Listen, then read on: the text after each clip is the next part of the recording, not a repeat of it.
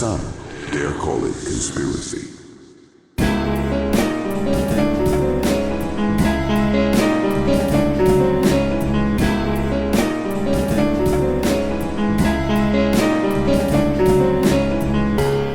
Welcome to the Some Dare Call It Conspiracy podcast, hosted by Brent Lee and Neil Sanders. After nearly 20 years exploring the world of conspiracy culture, we are taking our guests and listeners on a guided tour of the rabbit hole. Our mission?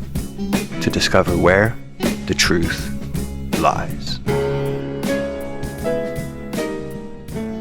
So on the last exciting episode of Razzle we discovered that actually nobody is really gay, except for all the people who are secretly gay or turned gay by watching heterosexual porn, which is confusing, shall we say. Now, interestingly, in the modern world, as we're recording this, something happened that I don't think you've seen today, Brent, that somewhat ties in with the sort of ongoing theme of this particular series. Have you heard of a gentleman called Tommy Robinson? Oh, Tommy, 10 million names, yeah. Yes, Tommy, 10 million names. Now, he somewhat, shall we say, blotted his copybook today. He came out angrily on Twitter and decided to berate Keir Starmer and Twitter by saying, well, Keir Starmer wants to heavily regulate, if not ban X outright, because what's happened is Grok has been exploited by people to make child porn. Not only that, but there's dozens and dozens and dozens of instances of Twitter not dealing with child porn or any porn, in fact, and allowing for people to be exploited on its platform, which is essentially what the online safety bill was for. And so they're basically saying, look, this is weird, Elon. How come, like, when Grok points out the truth about, say, your immigration status or the emerald mine or something like that, you get in there and you twist it so that the algorithm so it lies, essentially. But when it's producing child porn, you say that any sort of alteration to Twitter would be a breach of your free speech. Seems unusual. Anyway, so Tommy Robinson tweeted, while Keir Starmer wants to heavily regulate, if not ban X outright, because of the weak content moderation, I wonder what he thinks of YouTube ads that advertise gay love with no age limit. Let's be realistic. He wants to control X because he fears it. He hates being exposed for the mealy-mouthed, totalitarian, WEF-loving, Fabian Trotskyist, utopian scumbag he really is. What's wrong with a utopia? Anyway, let's move. He's an ideologically captured imbecile whose only concern is power. Nothing else matters to him. Not the rape of generations of Britain's daughters, not the working class, not the preservation of Western culture. We need to call for another election and remove this tyrant as soon as possible. And what Tommy is particularly upset about is that he keeps being inundated on his Twitter page with adverts for gay hookup apps. And he shows this one particular, which is called Pride's Date. And it's gay love online, and it says no age limit, and essentially what this is Pride's Date. Single gay men online can connect with single gay men online who match your vibe. And first off, what he's trying to express is that this is paedophilia because it says no age limit. And he's being disingenuous here because within the gay community, what no age limit means is 18 to 100. It means that there's no discrimination against old age. It doesn't mean that they're advertising pedophilia in any way.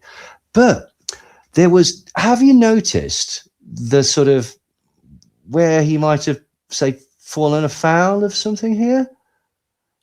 Adverts. Well, the first thing I thought was adverts and algorithms. Exactly. You see, YouTube ads are personalized. Basically, what they're based on, the algorithm is of what you've searched for, either on the app or on other apps, which means that Tommy Robinson must have been searching for online gay hookups. Otherwise, the algorithm wouldn't have sent him all of those adverts. And then he spent the entire afternoon, because he wasn't bothered by this, obviously, like showing videos of people destroying crosswalks that have been painted like rainbows.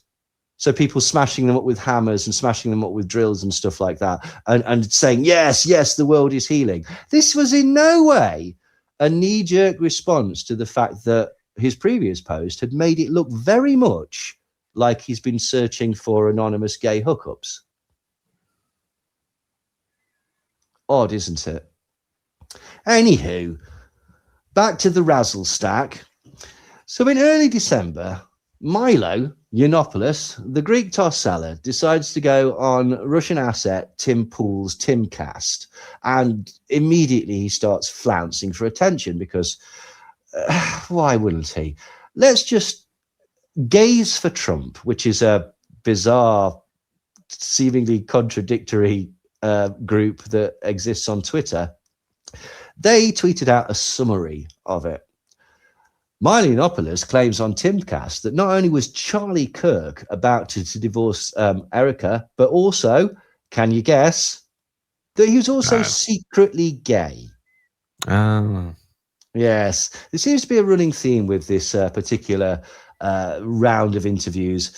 He also says that Charlie hasn't been buried and could even still be alive. And then here's a phrase that nobody would ever expect. Thank God George Santos was there. Do you know who George Santos is? Isn't he the governor of Florida or something? Or He was a politician like that, a disgraced politician. He first ran for a seat in 2020 as a Republican, but was defeated by Tom Suozzi. After Suozzi opted against seeking re-election, in 2022, Santos ran again and then won, defeating Democrat Robert Zimmerman and becoming the first openly LGBTQ Republican elected to Congress as a freshman. Within weeks of Santos's election, though, news outlets began reporting that much of his biography appeared to be fabricated. So Santos is a Republican. He ran on Republican values. He's got a very sort of esteemed background. And so people voted him in. But unfortunately, he admitted on his CV to having lied about his education, his employment history, and about his disclosures about his business activities, income, personal wealth, and general way that he conducts himself. Also, he'd not disclosed his criminal history or the existence of lawsuits that were ongoing against him. See, Santos was sworn in as a member of the House in January 2023, but faced ongoing media scrutiny as well as demands for his resignation from members of both parties. Following an investigation by the House Ethics Committee and a federal indictment, the House of Representatives voted 311 to 114 to permanently expel Santos on December the 1st, 2023. Santos was the first member of Congress expelled without having previously been convicted of a crime or having supported the Confederacy. So he's like, well done, congrats. He's the sixth member of the House to be expelled and the first Republican. Santos pleaded guilty to identity theft and wire fraud.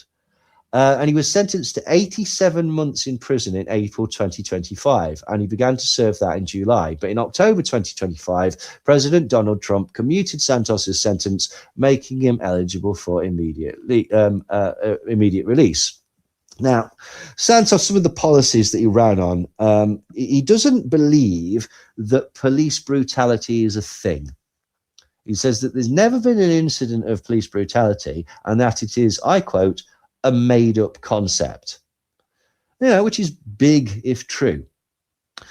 Rather obviously, he has thoughts about abortion, and this is from the New York Daily News. A Long Island Republican running for Congress compared reproductive rights to slavery and said future generations will look back on abortion as barbaric. George Santos, a Trump-loving conservative hoping to represent the 3rd Congressional District, has described himself as unapologetically pro-life and recently told fellow GOPers in Queens, in New York, we're going to be remembered as the most barbaric generation to ever live due to the abortion access available in the United States. All of us in this room can agree when we look at slavery, it was barbaric, Santos said during an August event hosted by the Whitestone Republican Club. But 50 years from now, we're going to look back at what we're doing in this country, and we're going to say, we killed babies out of the womb. We aborted our own. That is barbaric. So, and this is from the New York Times, and this is about his background. His campaign biography amplified his storybook journey. He's the son of Brazilian immigrants and the first openly gay Republican to win a House seat as a non-incumbent. By his account, he catapulted himself from a New York City public college to become a seasoned Wall Street financier and investor. With a family-owned real estate portfolio of 13 properties and an animal rescue charity that had saved more than 2,500 dogs and cats. But a New York Times review of public documents and court filings from the United States and Brazil, as well as various attempts to verify claims that Mr. Santos, 34, made on the campaign trail, calls into question key parts of the resume that he sold to voters. Citigroup and Goldman Sachs, the Wall Street firms on Mr. Santos's campaign biography, told the New York Times that they had absolutely no record of Mr. Santos ever working for either of the firms.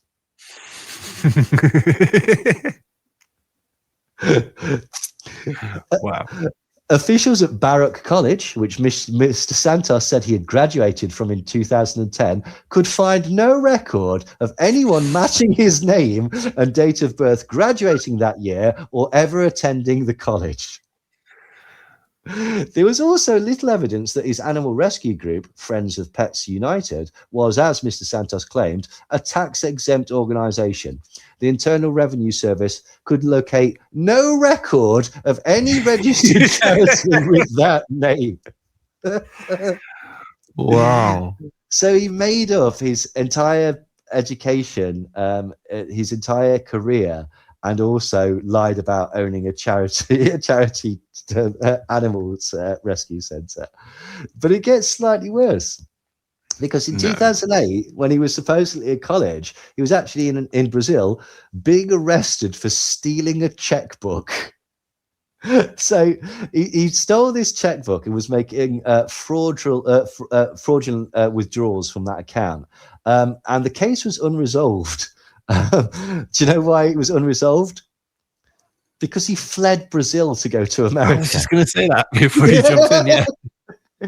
Yeah, so they couldn't find him. But then he became a politician. And all of a sudden they were like, hang the fuck on. You're that guy that we're after for stealing all that money in Brazil. What? And so in 2023, he took a plea bargain and paid a fine. So he admitted to the New York Post, which is the more Republican New York paper, that he had lied about graduating from college and also working for Goldman Sachs and Citigroup. He'd also claimed to have a BA in economics and an MBA in business from New York University. But it transpired that both of those claims were also complete lies. It's incredible. It's absolutely fucking incredible, basically. But so this is George Santos, an absolute just charlatan. But he, for some reason, was on Timcast with Milo. And Milo's just on there to be outrageous. And he's now friends with Candace Owens, but he's not friends with Nick Fuentes. So anyway, he goes on. And he says, Milo says, I'm always a couple of days behind watching the show because I've got, what stuff going on. But somebody tweeted today that Candace said that she believed they were about to get divorced. I think he was gay. I think he was gay. And he's talking about Charlie Kirk. And Tim Paul sort of like, what? And George Santos says, I'm sorry, why would you even go there? Like, to say something like that, the man's dead. And now what? Now you're saying that he's gay? And Milo says, well, that's when people can tell the truth. I know. So let me tell you why, okay? And if you want to read in a vindictive crusade on my part for everything that I've just said, you're entitled to do so. And so are the viewers. But I'll tell you what happened. Charlie was a very brilliant organizer, fundraiser, networker. Those three things, phenomenal. Probably the best in the business. Maybe certainly one of the top 2 or 3. Amazing at those things. But he's also very ruthless. He's a very ruthless person who spent a long time excising and excommunicating all of the most interesting people in politics from the right wing. He did it for a decade. Everybody knows. Nobody said it because it's not polite. But in the aftermath of his death, Charlie gave a platform to lily-livered, centrist, weak frauds, F-slurs, and dead drag queens. And he also did that at the same time. And anyone in power would also do it at the same time, was to systematically extinguish the light of anybody who could not be controlled. I'm one of them. I'll tell you what happened. When you hear rumors about sexual impropriety about me now, most people are like, yeah, probably true. There's a reason for that. Charlie. When I was at the height of my fame, Charlie made up a rumor that I was having sex with children on campuses, underage boys on campuses, and I was selling them drugs. And he did that because there was no other way that he could seize a monopoly on college campuses, because I was just so totally dominant. And they didn't have anybody in the influencer line, because at the time, Charlie was not a very good speaker and he couldn't go up against me. So the topic of the discussion, was obviously the assassination of Charlie Kirk, and these inane claims that are being pushed around by Candace Owens that Kirk was killed by a vast and ever-growing conspiracy, possibly involving Israel, which we briefly touched on in the previous episode. And he goes, on this issue, I have more sympathy with her than I do with the other side, because I see someone sincerely searching for the truth. He insisted. The astronomically inadequate explanations given, in my view, for the actions before, at, and after Charlie's death, and the behaviour afterwards from both the federal government and Turning Point executives, you think nothing of his deeply, deeply sinister wife. At which point, George Santos looks visibly shocked. He says, what? Look, come on, how is she sinister? Come on, Milo. Please, Milo, please. Please explain. How is Erica Kirk sinister? And Milo, he's not just being petty. He's thought this through. He says, have you seen the difference in the size of her hands with Charlie's in their wedding photos, and then compared to it with him in the casket? And Santos says, sorry, are you saying that Erica Kirk is a man? And he says, no, I'm not saying that. I'm saying that wasn't Charlie's hands in there. And Santos says, what do you mean? And Yiannopoulos says, his body hasn't been buried yet. Did they lose it? I suppose that happens. And at this point, Tim Pool sticks his oar in and says, sorry, Milo, are you saying that you think there's a possibility that Charlie Kirk is still alive? Fucking ridiculous. What? Yeah, but anyway, Milo doesn't really think that. He says, I think it's vanishingly slight. I think it's probably the most. And George Santos basically says, what, so you even give it a slight? And Yiannopoulos talks over and says, well, of course it's possible. And the behavior of some of the Turning Point people does make me wonder. And so, this is the thing. He's accused Charlie Kirk of being gay, but then he's not given any evidence, which he said he would give. But he has given a motive for him to lie, in as much as he's revealed that Charlie Kirk was telling people, completely without merit, obviously, that Yiannopoulos was plying young kids with drugs and, having sex with them, which is something that other people have accused him of doing. But hey-ho. And then obviously Milo gets into the main thing that he's doing at the minute, which is strange because it somewhat contradicts his previous idea that no one's really gay. Being gay is the result of trauma, such as having an absent father or an overbearing mother. That's what he said happened to him. That's his story, and he's sticking to it. So obviously, Milo then starts accusing all sorts of other right-wingers of being secretly gay. So he says, one of the most distinctive things about the right wing in this country is its homosexual overtones. It then goes on to say, Benny Johnson posts pictures of his children every 2 days, and that's weird. And everybody knows what went on with Benny Johnson in those lobbies, in those hotel rooms at SAS. SAS is a political sort of conference. The Student Action Summit put on by Turning Point USA. George Santos replies, I do not know what you are talking about. And so Milo, not wanting to be indiscreet, says, men, lots of younger men, not underage, at least I don't know that. His wife was drunk, crying in the lobby, 3 SAS events in a row about how her husband was upstairs with boys.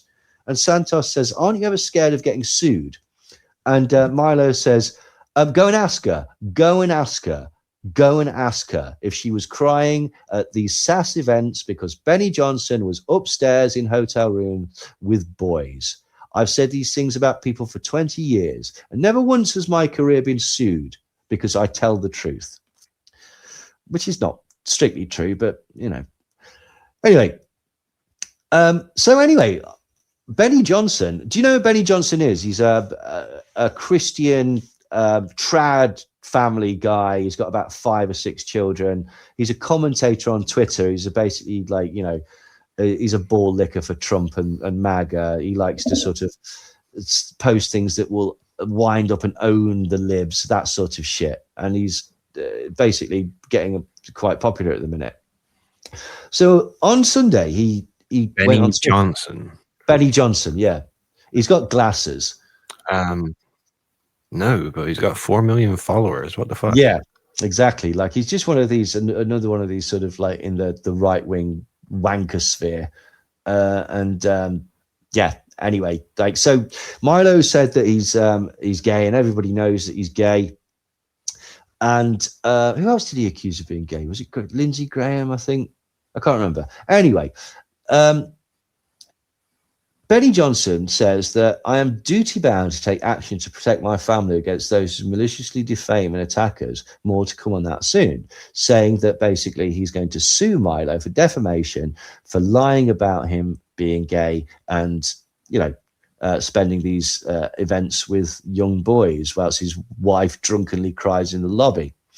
Pray for healing for some sick and delusional people. Jesus is about redemption. The legal system is about justice. And can you believe this somewhat blew up in Benny Johnson's face?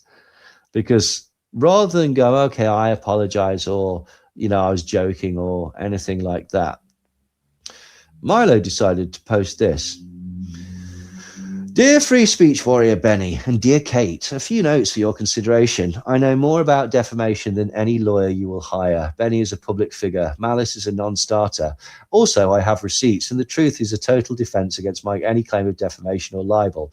Do you want to lose a defamation case to Milo Yiannopoulos, of all people, about whether or not you are gay? Do you even want to fight one? The people who have poured money into making you a big deal are about to lose their entire investment.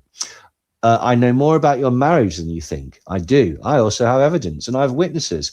I know who to subpoena. I know what questions to ask about nocturnal liaisons dangereuses with chaps in assless chaps and about being caught in flagrante delicato at conferences attended by students, some of whom may have been under 18. I guess we'll find out. Nobody cares about you, Kate. That's his wife. And I'll say this. It was shitty of me to say that you look old because I'm a shitty person. I'll delete that if you want and apologize. It doesn't make me feel awesome to look back at those tweets, but I'll be honest, you do look old. You look hideous and you look twice your age. Apparently, you agree because you just took the video down that I took a screenshot from today. If that makes me a cunt to call you old looking, fine. But it's not something you can sue over in America. If you're raw about people saying you're a swinger, maybe just don't be a swinger girl. Strange how rumors just take on a life of their own, especially given how notoriously prudish nurses are. Discovery will destroy your career beyond any possibility of redemption, Benny, which was never my intention and never in my heart, because I believe that family is making you a better man, as I think it did Charlie Kirk. But this will be the inevitable result of your actions. I just want you to be honest, because I believe that it's important, and I believe that it is in the public interest to report on people who present one way or the other. There's an easy way out of this: honesty. Just tell your views, who you are and what you've done and how you got better, if you have. You could be an inspiration to millions. I'll tell you what, I'll pledge to you right now, I'll cover the first $10,000 if you of your therapy with Dr. Nicolosi, which is the person we discussed on the previous episode that tortures gay people. Kate's ravenous mossy bank will have to take care of itself, or we can both spend millions and I'll win. Is that really what you want? Yours in Christ or kisses cunty? I'll guess that depends on what day of the week it is. Your friend, Milo. Oh, that was it. Yeah. Now, there was another person that Milo accused of being a closeted homosexual, another right-wing figure.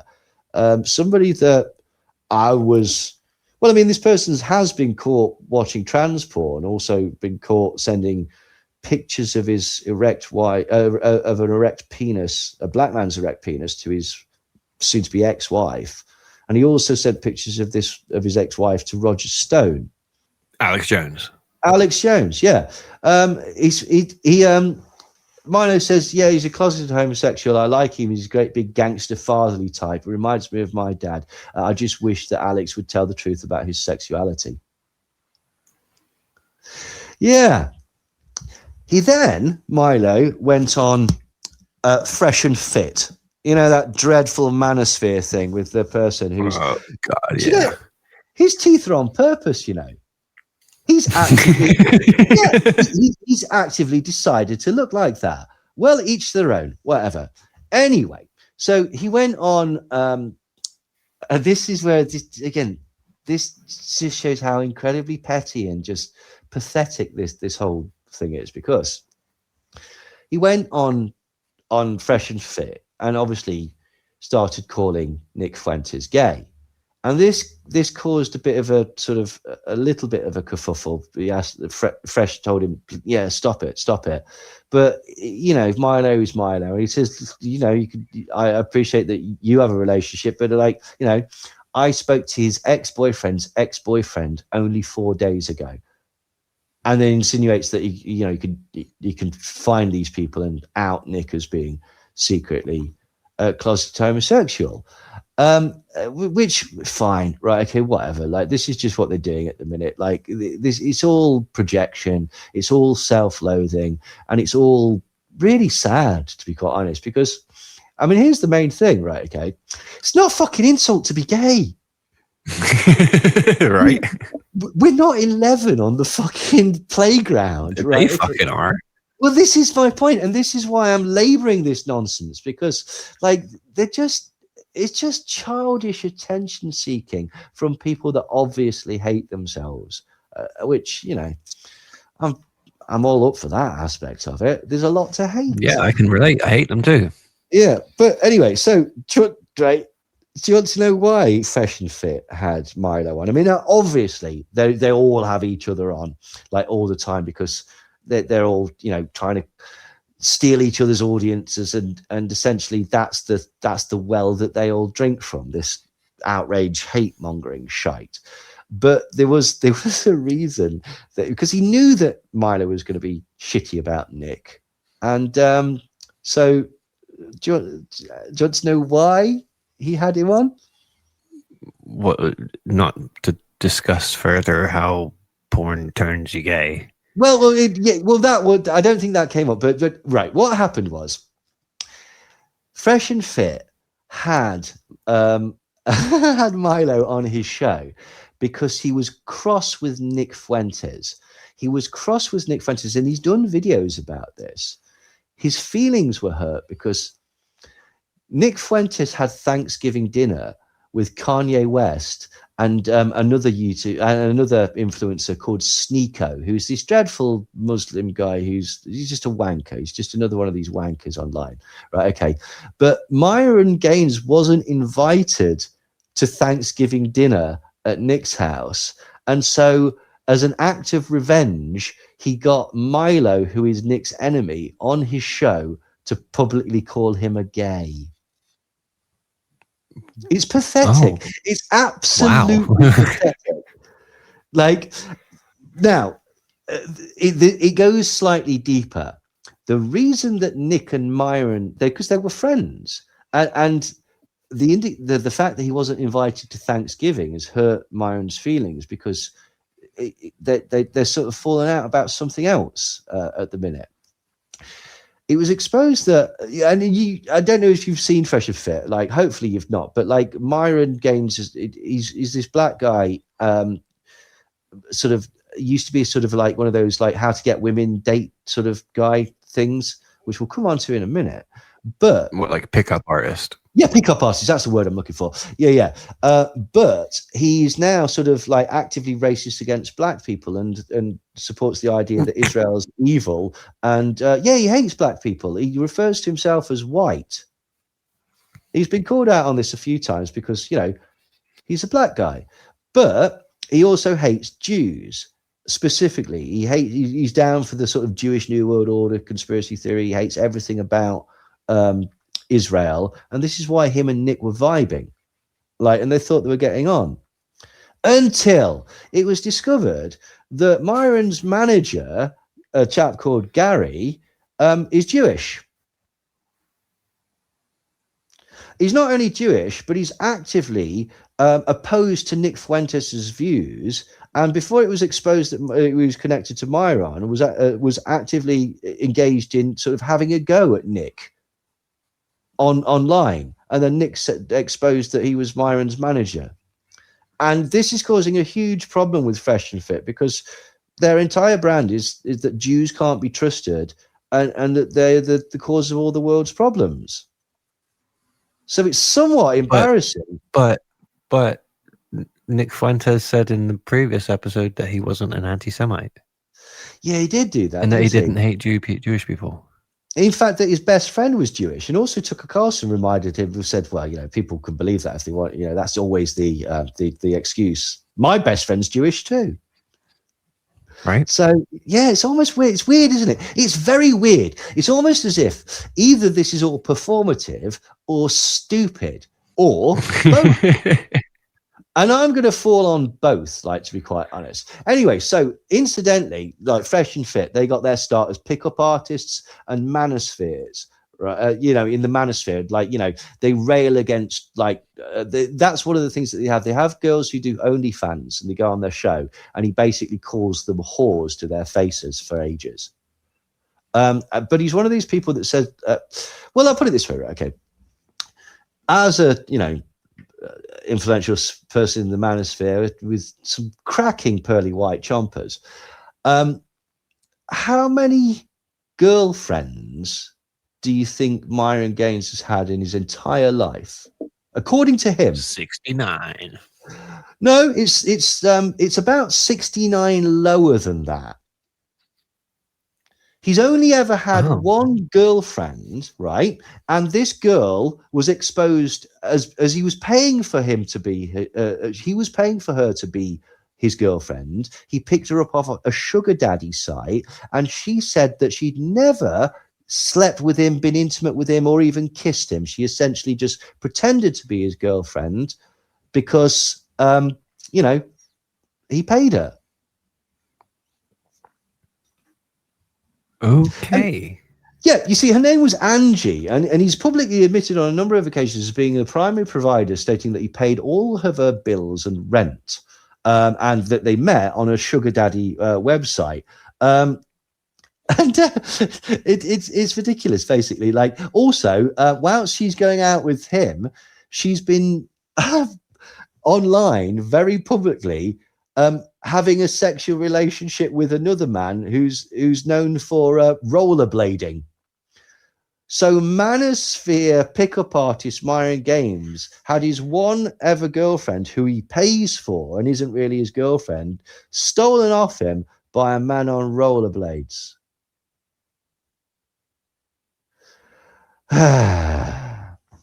Also, Walter Fresh Weeks, the other one, basically, he's also exactly the same. He's been known to pay for his girlfriends. Any girlfriends that he's had, one was basically fans discovered that Weeks met his then girlfriend Miranda on a website called Seeking Arrangement, primarily known for correcting men to pay and act as sugar daddies for women. Weeks initially denied the nature of their meeting, but was later exposed, leading to widespread criticism that he was paying for dates and companionship. In 2024 and 2025, he was embroiled in a legal and public dispute with Instagram model Daisy Chen. Critics claimed Chen moonlit as an escort, which, if true, implied that Weeks had been paying for her to hang out with him. Leaked receipts from Chen allegedly showed love bombing and financial dynamics that fans labelled as transactional. So both of the presenters of Fresh and Fit pay to have girls to pretend to be their girlfriends. It's almost as if none of this is real, isn't it? It's almost like they're all just fucking liars, and it's pathetic. Like, absolutely pathetic. And speaking of pathetic, Piers Morgan decided to have Nick Fuentes on. And if I'm brutally honest, the whole thing was really dull. It was really boring, and it was incredibly irresponsible to have for Piers to promote Nick Fuentes. Like, it's very clear that there's nothing that the public's going to gain from this. You're blatantly just trying to sort of get some sort of cachet off a sort of connection to him. It's so mercenary. He just wants the views, and he doesn't give a shit if his, some of his impressionable audience go, hang on, that Nick Fuentes is saying some things. And he had a tactic. Piers decided that he was going to play the interview all in a specific way, in order to make Nick look silly. And it just didn't work. He decided to shame him. He decided to basically say, so you like Hitler, do you? And Nick went, yeah, I think he's cool. It was ridiculous. It was absolutely ridiculous. Boomer tries to take on Edgelord.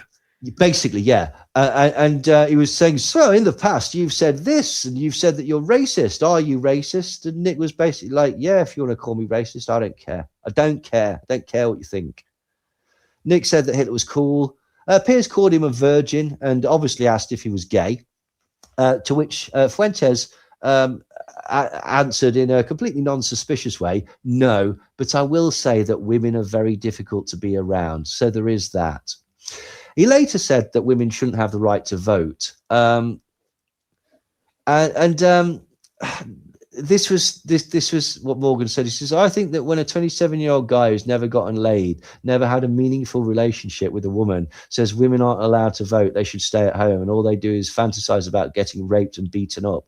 That's what they want, that they're annoying, and then they get fat and that they're ugly. That's a misogynist, Morgan said. To which Nick basically went, don't care. I'm pretty sure Piers Morgan probably says shit like that in the locker room anyway. Well, did you also notice that he used the expression, which I'm pretty sure in his head sounded cool, but to everybody else sounded like a 27-year-old guy who's never gotten laid. Piers, come on, you were editor of a fucking national newspaper. You don't talk like that. That's pathetic. That's absolutely pathetic, basically. So there was nothing really to add. It was the same old shit. Piers tried to capitalize and make Nick look stupid.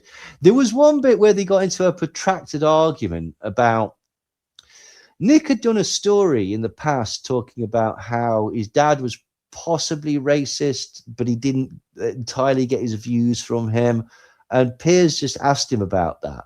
And they then spent the next 10 minutes discussing whether Piers was being disrespectful and trying to dox Nick's dad, to which Piers pointed out, I'm literally discussing something that you've previously said. But, again, who cares? Who gives a shit? So, again, speaking of massively pathetic, right, okay, Tucker Carlson then went on Piers Morgan. And so, actually, which way around was it? I think Piers was the interviewer. I'm pretty sure that, actually, you know what? I'm not entirely sure. But it doesn't matter because, all you're going to get is these two colossal egos bashing up against each other and being bigoted. So it starts off poorly, shall we say, because Tucker Carlson says, whatever happened to Britain or the UK or England or whatever they're calling it? We can't even agree on what it's called. And I'm like, oh my God, you're supposed to be a fucking journalist. You're supposed to be like an educated man. Okay, and now my brain's just going, yeah, what about USA, America, United States? You can't even decide what to call it. But I mean, if he really didn't know, he could just look it up. That's the point. So England England is a single country that is part of the United Kingdom, and it's located in the southern and central parts of the island of Great Britain, right? Okay. Great Britain, or Britain, is a geographical term referring to the largest island in the British Isles, and it consists of 3 different countries: England, Scotland, and Wales. Now, in technical and official settings, Great Britain refers only to those 3 countries, and it excludes Northern Ireland. However, Britain is frequently used as an informal shorthand for the entire United Kingdom. And the United Kingdom is the United Kingdom of Great Britain and Northern Ireland, which includes 4 countries: England, Scotland, Wales, and Northern Ireland, right? Okay.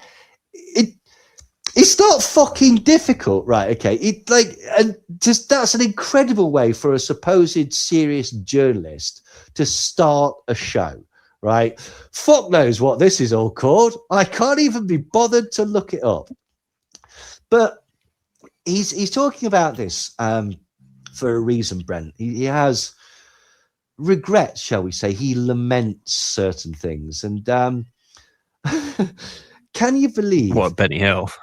Well, that would be more sensible. Like this is his segue into talking about something. He laments the loss of something that was, well, distinctly British. Do you want to have a guess at what British thing that he's sad doesn't exist anymore? Carry On films. No, and in fairness, they do still exist. They tried they're not being made anymore. No, but they tried in the 90s. Can you remember Carry On Columbus? It was awful. It just didn't work. Like they need to have a cast like they had in the 60s in order to make it work. Hawtrey, James, Breslau, fucking Joan Sims, Barbara Windsor, class. But no, okay, that's my not what. Serious answer though. Yeah, freedom. No, quite the opposite. He laments the fall of the British Empire. Right. Britain, and this is Tucker. Britain, which is an island in a pretty unhospitable climate, controlled literally a quarter of the Earth's surface, and not controlled in the way that the United States controls the rest of the world with an implied threat or with economic ties through trade, but actually controlled with administrators and people sitting at desks with eye shades counting things. And he implies that it was the can you this is incredible, right? Do you want to know why he thinks the British Empire, where we colonized other countries, do you want to know what he thinks destroyed the British Empire?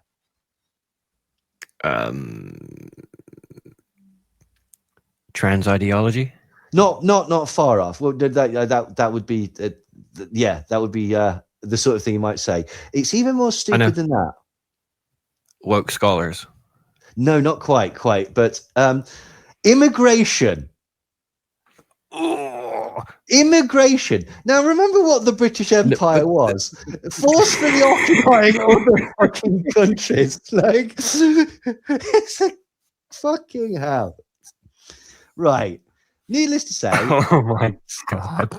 Needless to say, that is not why the British Empire ended, nor is it why Rome ended, right?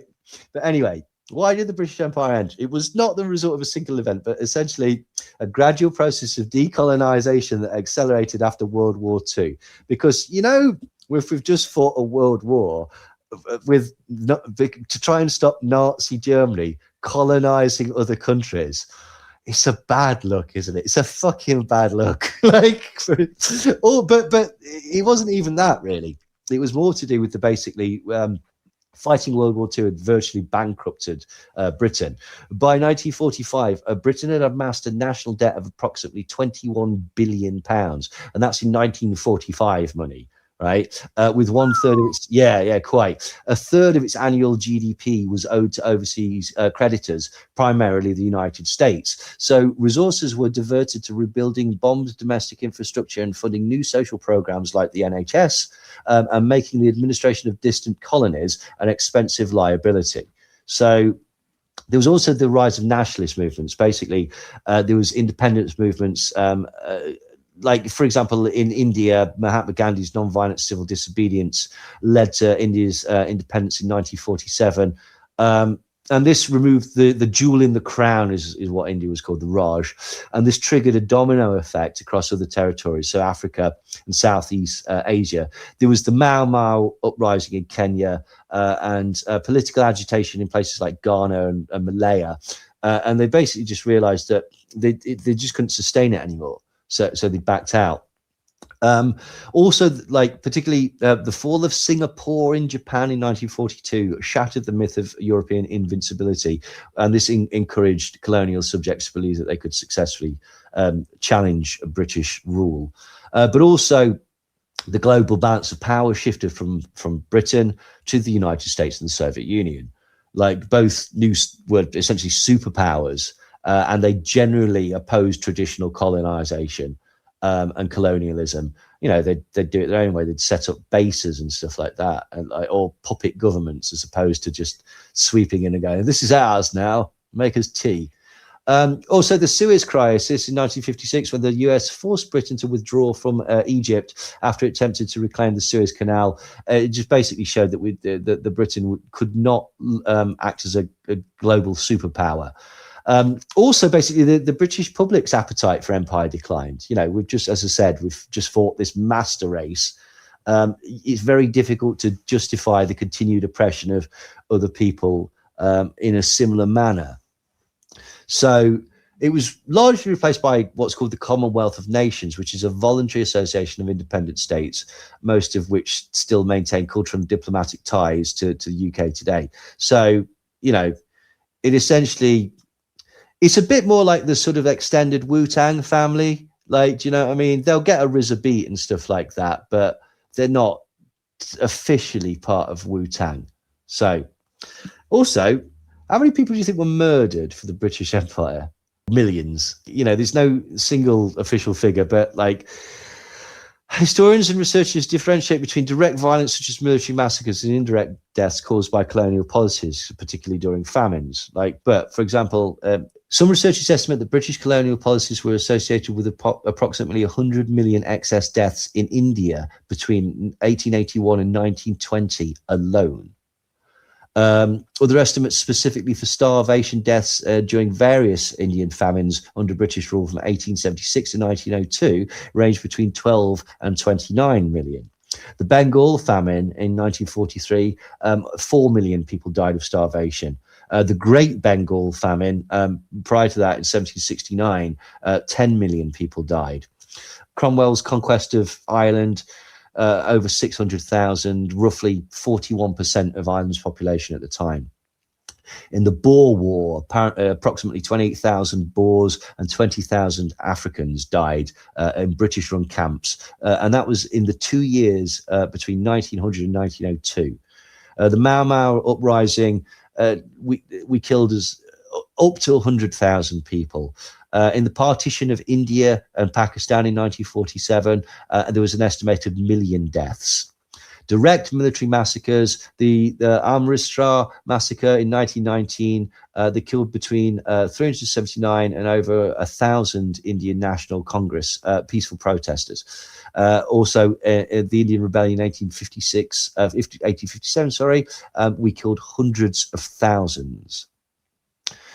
Do you know what? Have you ever heard of the expression blowing from a gun? No. You might have heard of it, of what it was. It was a method of public execution that was popular in the British Empire, where individuals were tied to the front of a cannon, and then the cannon was fired through them. What?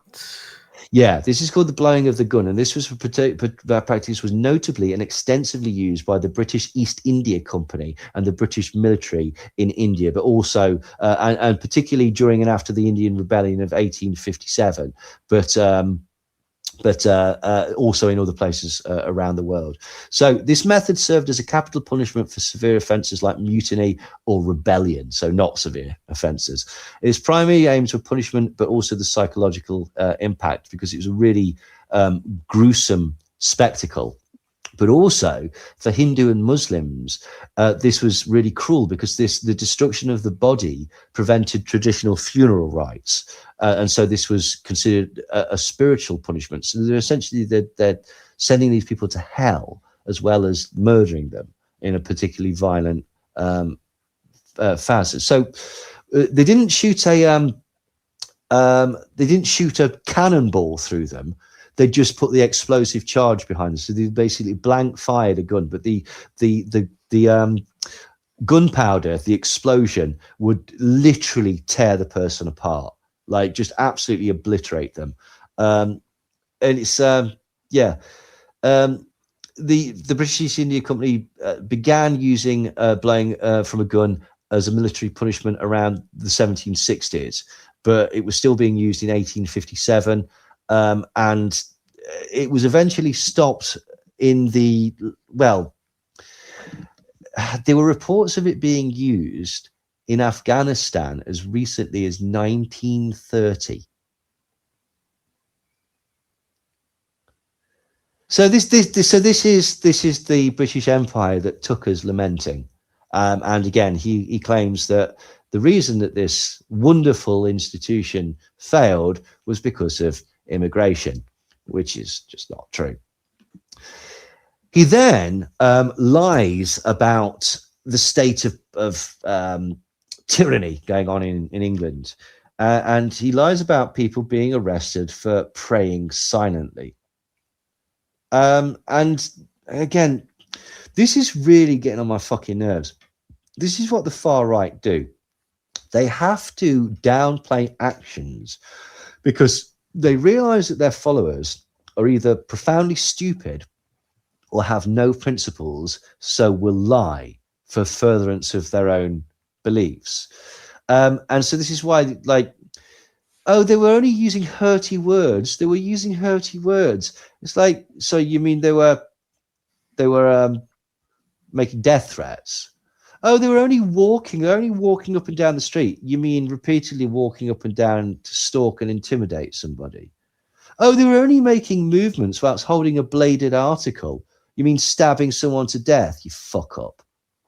Like, that's why, because they know that they're with regards to the silent prayer. Tucker says, praying for people can never be a crime, but it is a crime in Great Britain, literally a crime. And the woman that you just saw is not the only person who has been arrested for doing it. And this is obviously not true. In 2026, Isabel Vaughan Spruce, a Christian volunteer, became the first person in Britain to be criminally charged under the new buffer zone legislation for praying silently outside an abortion clinic. In December 2025, she was charged under Section 9 of the Public Order Act, which prohibits influencing anyone within 150 meters of abortion facilities.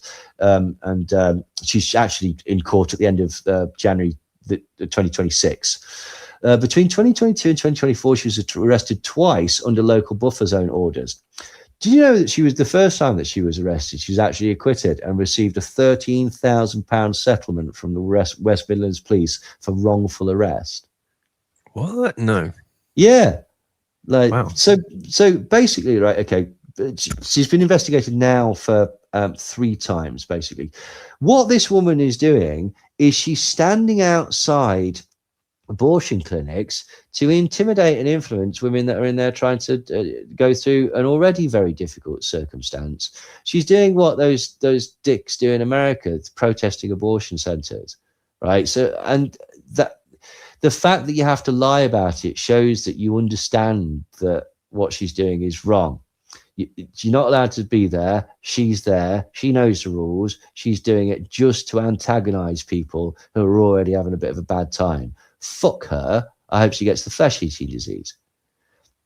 There's been others though, right? Basically, and it's never for actually like the prayer. It wouldn't matter whether you were praying, juggling, or painting a portrait. You're not supposed to be there, and that's what the crime is. Adam Smith Connor, an army veteran, was convicted in late 2024 of breaching a local protection order in Bournemouth by praying silently. He received a conditional discharge and was ordered to pay £9,000 in legal costs. But again, the fact that he was praying is neither here nor there. Livia Tosca-Bolt, a retired scientist, found guilty in April 2025 for holding a sign that read, "Here to talk if you want," in a Bournemouth buffer zone outside an abortion clinic. Rose Doherty, a 75-year-old woman arrested in Glasgow in February for holding a sign and praying. After refusing a formal warning, the Crown Office declared in August 25 to take no further action against her. So, there's not actually been a huge amount of these people. Basically, you know what it is anyway. So the law is the Public Order Act 2023, Section 9, which came into effect nationally in October 2024, which means that there are safe access zones. So basically, in certain places, there's a 150-meter area where it's a crime to try and influence or obstruct those trying to access services. And that's what they were doing, basically. So, yeah. Now, there are critics of it that say that, well, it's thought crime, isn't it? And passive behavior, but it's not. You know what you're doing. You're there. In all of those cases, why were you praying? Why were you holding the sign? Why were you there? Because you were trying to encourage people not to go through with the abortion that they had planned. And you're not allowed to do that there. So fuck you, basically. And again, it's interesting, right? Okay. All these people, oh, you like immigrants, do you? Oh, you like immigrants, do you? Right? Okay, well, how many of you put up in your house? How many did Gary Lineker put up in his house? And then when you point out that Gary Lineker had some immigrants living there for over a year, they go, well. But it's like, could you not use the same argument as how many children have you adopted? How many children have you fucking adopted, right? Okay, before you insist that another one is brought into a circumstance that you have no knowledge of. So again, I can't make this clear enough. Fuck you. Anyway, he then, Tucker, decides that he makes a strange comparison to this. Doesn't make any sense really, but he says that the West is going to be defeated, and the West will be defeated like another set of people. And this is really weird the more you think about it, right? Okay. Do you want to know, can you guess who he compares the West being white countries with? A group of people. I am thrown. The Native American population. You know those ones that were massacred by his ancestors. He says that Native Americans are similar to the West because the tribes defeated themselves because they didn't deal with modernity. And by modernity, he means white people killing you. But when he's regarding to the West, he means not white people trying to go about their lives. So it's not a one-to-one comparison if we examine it. But anyway, what he says is, any account of early American settlers, people who were pushing west, who came into contact with Indians, and yes, were often scalped and forced to eat their own genitals and roasted over open fires. I mean, these were cruel people, but even the people who were in danger of being murdered by them respected them, because the indigenous Americans had a great deal of self-respect. They had what we call dignity. And now, hundreds of years later, the opposite is true. The poorest people in the United States are American Indians. Why? Because the federal government hasn't given them enough. It's not just to do with that, is it? The federal government is completely in charge of the indigenous economy in the United States and has been for over 100 years, and it hasn't worked. American Indians are still the poorest. Why? Because the Iroquois and the Navajo weren't impressive? No, they were the most impressive. Again, read the account of anyone who dealt with them, even people who were dodging their arrows. They thought that they were amazing people because they were. And now there are many measures by many measures, they're the saddest people in the United States. Why is that? Some inherent generic predisposition to patheticness? They couldn't deal with modernity. Well, they probably could, but they were defeated. They were defeated, and in the deepest way, they wound up destroying themselves. And it's not unique to them. That's the point. And it's like, that doesn't make any fucking sense. Like, he's saying that immigration is modernity, but also that it's justifiable if the immigrants are white, even if they usurp and lead to the destruction of the indigenous population. But that is the thing that's destroying the West. He's also massively oversimplified and romanticized what actually happens to the Native American population and how they've been persecuted. And also to suggest that white people in, say, I don't know, England, have been persecuted by immigrants in the same way that the Native American population were persecuted by immigrants is offensive to the point of being ridiculous. It's fucking stupid. This man is stupid. Like, his internal logic doesn't work. I'm not even sure what the point he's trying to make is. Other than immigrants are bad, unless of course they're Americans, in which case it's the Native Americans' fault because they, refuse to accept modernity. I think he means smallpox by that. I think that's what he's talking about. Like, fucking honestly. I literally thought the same thing. Oh, these lovely blankets. Anyway, he then reveals his true colours, no pun intended. He says, so you walk through this city, London, and it's been completely transformed by immigration, completely. And the numbers are really clear. 100 years ago, it was 100% white. Now it's less than 40%.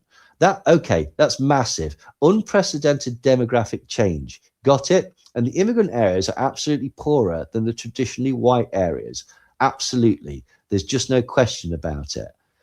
And like, I don't think this needs pointing out, but like, oh no, not 100% white. Who the fuck cares? Like, skin color does not denote character, nor even origin. Like, you're not English because you're not white. That's so stupid.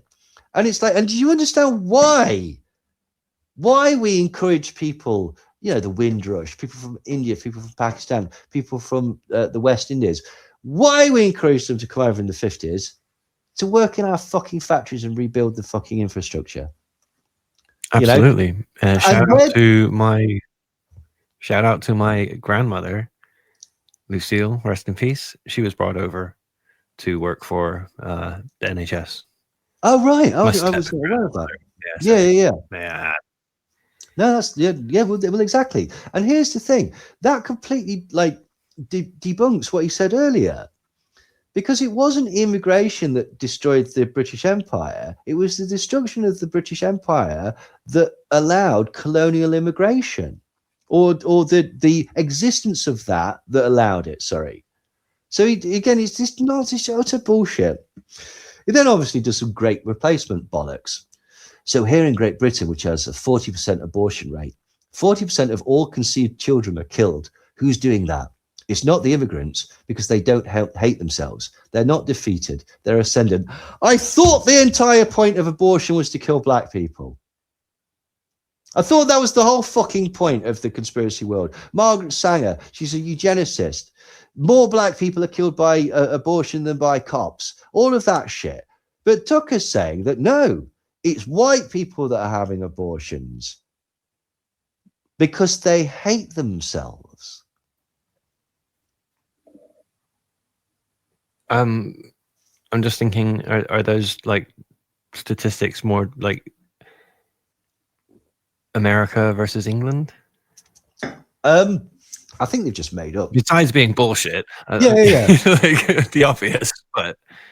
Well, I mean, I had a bit of a look into this, and I discovered something, right? 40% of all conceived children are killed by abortion, apparently. Like, do you think that's accurate? Definitely going to be bullshit. Of course it's bullshit. Fuck no. Now, here's an interesting thing, right? Okay. about 29. It's 29.7, according to the most recent data, which is the 2022 data. 29.7% of pregnancies resulted in legal abortion. Right? Kind of sounds, even that kind of sounds like a lot. But what that doesn't tell you is that basically, like, that's because the people who are having kids are people that want to have children. Do you want to know, of those 29%, do you want to know the vast majority of them, over 61%, do you want to know why there was an abortion took place? Because of something like an ectopic pregnancy. It's simple something than like that. Yeah. Well, there is that. There's a huge amount of that, but the majority of that 29%, right? Fuck it, round it up. Of that 30%, so of all the abortions in the UK, 61% were for a very specific reason. It's not ectopic pregnancies, although again, if we take that into account, it lowers the amount even closer. It's almost as if the majority of people are being responsible with it, and there is essentially a healthcare service. 61% of people who had abortions in 2022 were under the age of 16. You fucking what? Yeah, I was surprised as well. So the majority of abortions are being had because it's children being impregnated. Now, just so everybody knows, 16 is the age of consent in the UK. So if you're under 16, technically that's a crime. Well, not technically, it is. It's a crime to have sex with anyone, even if you're underage yourself. The age of consent is 16. So what is Tucker thinking? Is he suggesting that these kids should be forced to have children? Now, a lot of this will basically be like, kids that have just been silly, not used contraception, not even thought of the possibility of having sex, but of getting pregnant. That doesn't mean that they should be forced to look after children, being that they're children themselves. And some of that will again be like, people that have been raped, essentially. So what's Tucker's argument? Is Tucker saying that these children should be forced to have these babies? It just doesn't make any sense. So anyway, before he introduces Piers, because this is an interview with Piers Morgan. Shit, we haven't even got to the interview. No. He calls England an authoritarian country where disagreement is no longer allowed and you go to jail for it by the thousands. And it's like, well, that's not true, is it? Anyway, Tucker Carlson says, which I've been so mean to, including a conversation with you last winter in the Middle East. I'm attacking Great Britain, and I just want to. That should be. I've been so mean to you, including in a conversation with you last winter in the Middle East. I'm attacking Great Britain, and I just want to apologise and tell you the truth about how I feel, which is I think that English culture and civilization is the highest level ever achieved by a man in history. I really believe that. Everything about it. It's religion. It's language. It's literature. So, which is the quintessential English religion? Is he talking about paganism there? Is that what he's talking about? Anyway, American societies, we never produce literature. I'm embarrassed to say, like what the Brits produce. Like, now several things, okay? One, American people, there's lots of very, very talented American authors. Hemingway springs to mind, Bret Easton Ellis, if you want modern ones. There's lots. This idea. What he's saying is, we haven't got Shakespeare, have we? No, but you do have Bukowski. So be fair. But listen to the way that he says this, the illiterate fuck. American societies never produce literature. I'm embarrassed to say, like what the Brits produce.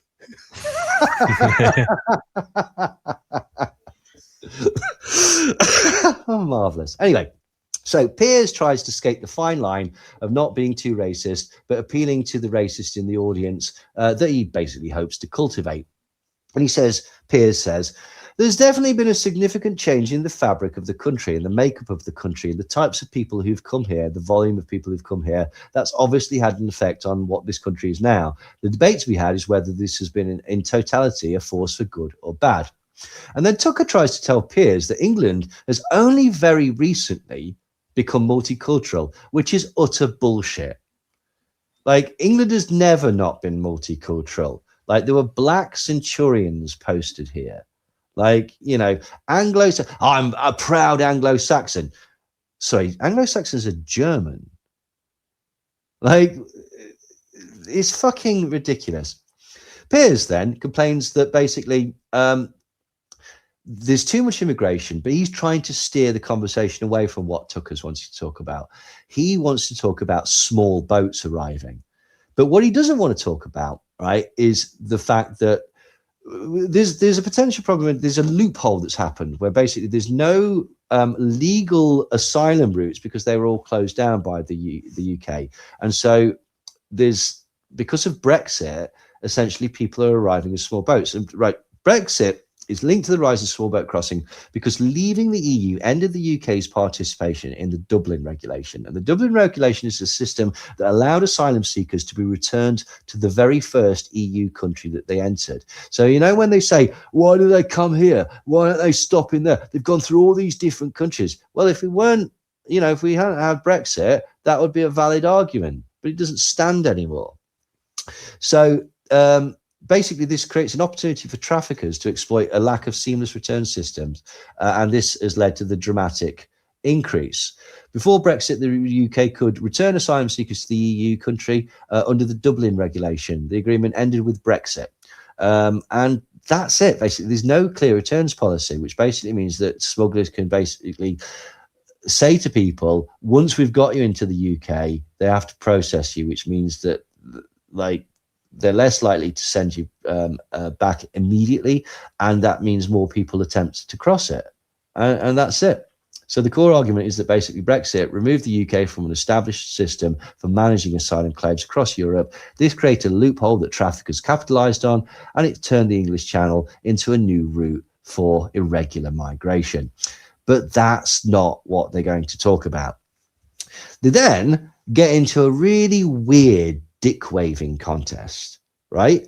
Where Tucker keeps trying to say that the NHS, which he describes sarcastically as the pride of the country, is shit. And you know what else is fucking shit, Brent? You know what else is just shit? The metric system.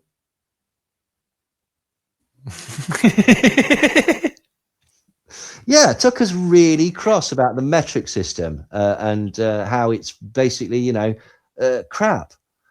Piers basically just says that, look, the NHS isn't the only thing that we're proud of, and actually it's pretty good, and it used to be a lot better.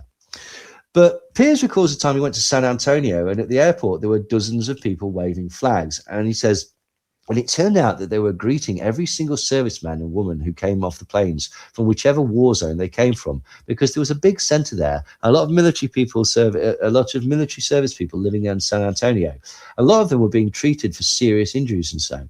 And they were just applauding and thanking them for the service as they came off the planes. You never see that anywhere in the UK. That just doesn't exist as a concept to do that. I was very struck by that.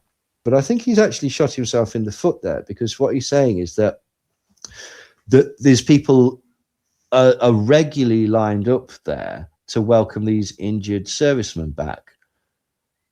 Why? Because they're getting injured. Maybe the reason that we don't have people camped out at airports welcoming back troves and troves of, you know, badly injured people that have been injured in the course of military service is because we're not doing the same military shit that America's doing. Could it be that? And so I see what he's trying to say there, but actually, doesn't that expose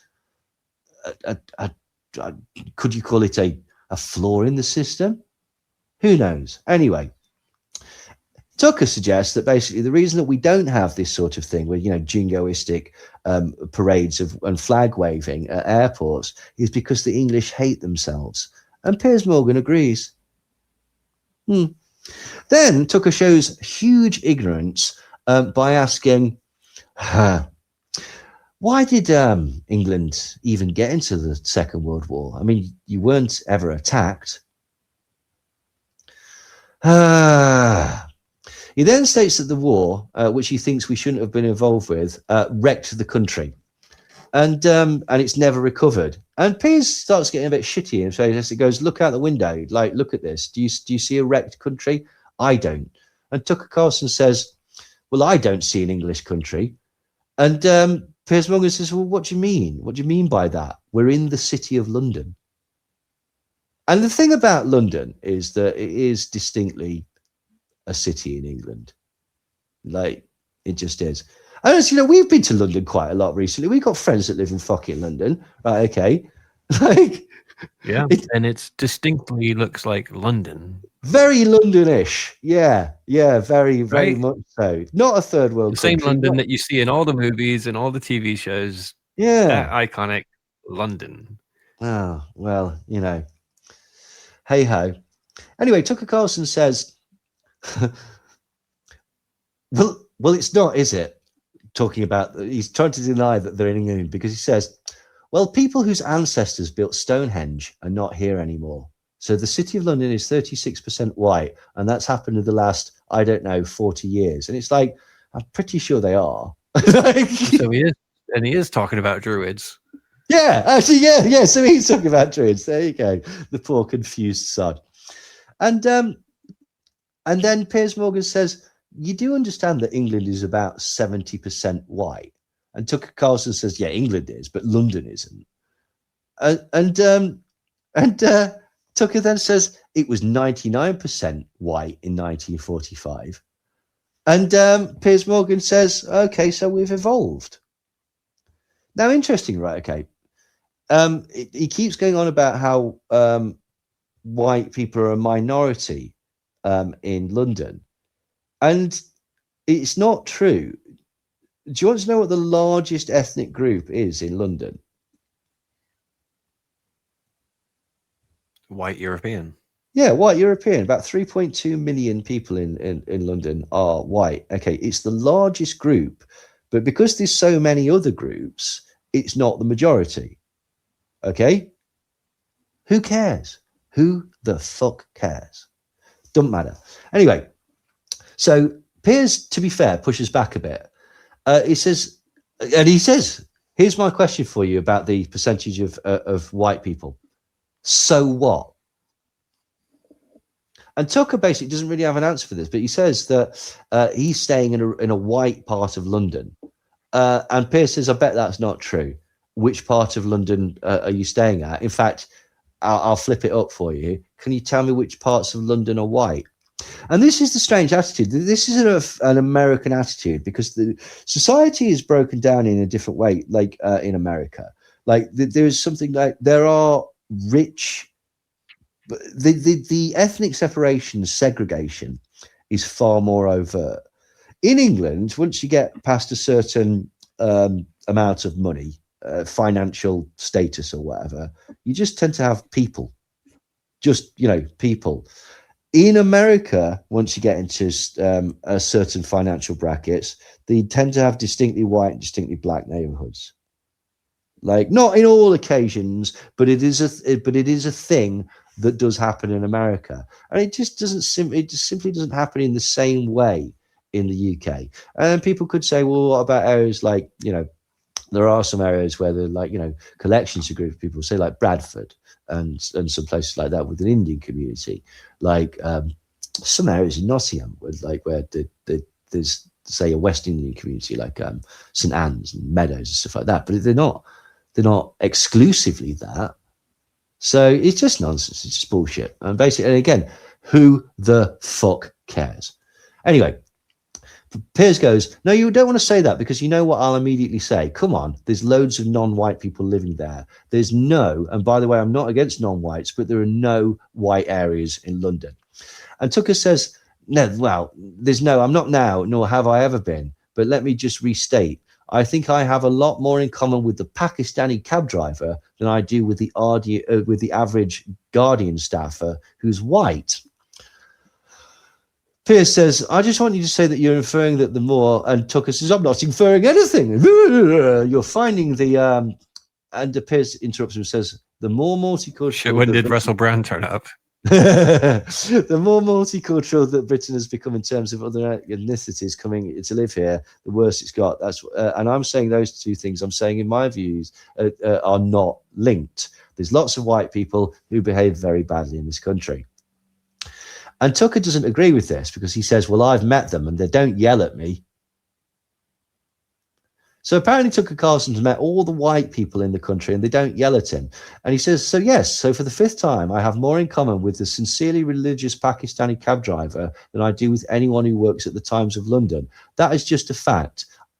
How is that a fact? What the fuck is he even on about?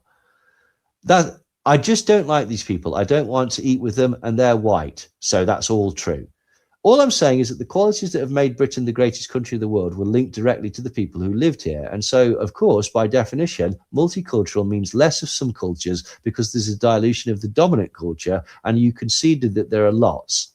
And Piers Morgan says, yeah, there's lots of people who are non-white who've been born and raised in this country who've contributed brilliantly.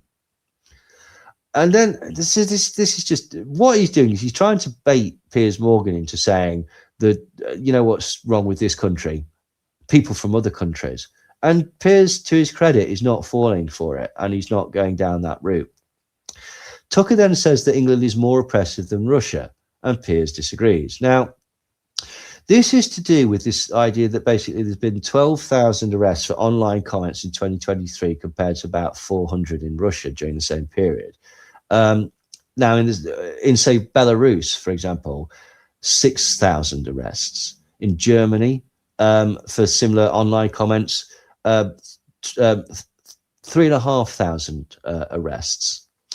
But, you know, of these, the 12,000 arrests, you know how many actual prosecutions there were? Or how many, in fact, not even prosecutions, you know how many people were charged out of that 12,000? 120? It was just over 1,000, But here's the thing, right? Okay. Within that, it includes all sorts. It's not just a random person going on Twitter and saying, oh, I don't like immigrants, like, or something as silly as that. It's all sorts. There's a law. My friend's a copper. He's told me about this, like loads. Like, lad splits up with his girlfriend, and basically a lot of this is revenge porn, and a lot of it is racist people calling for the deaths of people. But there is another aspect of this, which I have mixed feelings about, to be quite honest. Lad breaks up with his girlfriend or whatever, has a fight with his girlfriend, splits up with her, and she's off with a new lad or whatever. And so he texts her, you fucking cunt, you fucking bitch. Just calling her a name, not threatening violence, just calling her an offensive name. That's malicious comms. That's malicious comms that the police, due to the nature of the law, have to act on, because it's cut and dry. You've got the evidence. You've got the victim. You know who did it. And so loads and loads of people, that's what's happening. People are getting pulled up for sending malicious communications to exes and stuff like that. Anyway, it's also bullshit. And fact checkers and experts note several critical distinctions when comparing these figures. Now, the low Russian figure, approximately 400, refers specifically to criminal proceedings or cases brought against internet users rather than total arrests, which may be higher. While the UK has high arrests for offensive messages, Russia has a broader systemic restrictions, including blocking Facebook, blocking Instagram, and also putting you in prison for anti-war statements or throwing you out of a fucking window if you say something against the government. Like, so, yeah, it's the Communications Act of 2003 for either messages that are grossly offensive or incite violence. So it's either people like death threats, horrible racism to the point where it's dehumanizing. But most of it is, as I say, it's this malicious comms of people getting cross and sending messages to people, which, you know, you can make certain arguments about that. But the point is that it's not as dystopic as they try and make out. I mean, geez, just get a podcast for crying out loud. Absolutely. Then you can insult people with impunity. It's brilliant. But anyway, they're now getting into the meat of this. Now, this is, Tucker's in a serious journalist, and he wants to push the boundaries and test the mettle of peers. And so he then spends an inordinately long amount of time trying to goad peers into saying something. Can you guess what it is that he tries to goad peers into saying? Vote Trump 2020. No, 30, whatever the fuck it is. It's worse than that. He spends a long time trying to get him to say the F slur. Tucker says, "Why won't you say the word F slur on camera?" And Piers says, "Because I don't want to." And Tucker says, "What? Because you don't want to get arrested? You don't want to get arrested, do you?" And he says, "It's nothing to do with getting arrested. It's because it's harmful." And Tucker says, "What, harmful? What, like gay bashing? What's wrong with gay bashing?" It's like, are you fucking serious? What? Like, yeah. I think he might have a different understanding of what gay bashing actually is. Well, can you believe it might come onto that? Piers says, well, actually, my whole issue with the trans debate, for example, is if you don't need to slide into actually saying derogatory stuff about trans people to make the point that women's rights should be protected. You don't need to. And Tucker says, well, I agree. And Piers says, well, so what then? He says, well, I don't believe it's a magic word. And Piers says, well, I don't believe in needlessly smearing any people. Tucker says, I'm not smearing anyone. And this is embarrassing. He goes, Piers said, would you use that word? And he says, F slur? Yeah, I just did. F slur, F slur, F slur. F slur, F slur. And Piers says, but why?